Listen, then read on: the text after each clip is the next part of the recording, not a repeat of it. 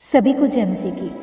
Hindi Bible stories में कहानी 7। एक बहादुर आदमी। धरती पर धीरे धीरे लोगों की गिनती बढ़ने लगी, मगर उनमें से बहुत से लोग कैन की तरह बुरे काम करते थे।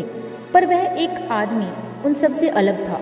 उसका नाम था हनोक। हनोक एक बहादुर आदमी था और कोई बुरा काम नहीं करता था। वह परमेश्वर का कहना मानता था। क्या आपको मालूम है कि उस समय के लोग इतने बुरे काम क्यों करते थे? याद है किसने आदम और हव्वा से परमेश्वर की बात ना मानने के लिए कहा था? किसने उन्हें वह फल खाने के लिए कहा था जिसे खाने से परमेश्वर ने मना किया था? जी हाँ, वह कोई और नहीं, एक बुरा स्वर्गदूत था। बाइबल में उसे शैतान कहा गया है। वह सबको अपने जैसा बुरा बनाना चाहता है। एक दिन यहोवा परमेश्वर ने हनोक से कहा कि वह सब लोगों को एक बात बताए।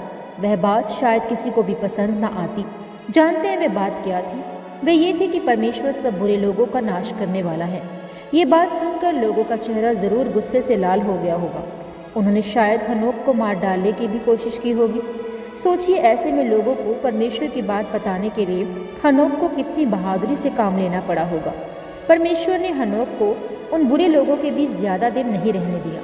हनोक सिर्फ 365 साल जिंदा रहा। हम क्यों सिर्फ 365 साल कह रहे हैं? क्योंकि उस समय के लोग आज के लोगों से ज़्यादा ताकतवर होते थे और उनकी उम्र बहुत लंबी होती थी। जैसे कुछ लोग 800 या 900 साल तक जिंदा रहते थे। हनोक का बेटा मतुशेल तो 969 साल तक जिया। हनोक के मरने के बाद लोग और भी बुरे बुरे काम करने लगे। बाइबल कहती है कि वे हमेशा बुरी बात ही सोचते थे और धरती पर चारों तरफ मार काट मची हुई थी। पता है इस कदर बुराई बढ़ने की एक वजह क्या थी? वो ये है कि शैतान लोगों को एक नए तरीके से बुरे काम करने के लिए बहका रहा था। इस बारे में हम अगली कहानी में देखेंगे।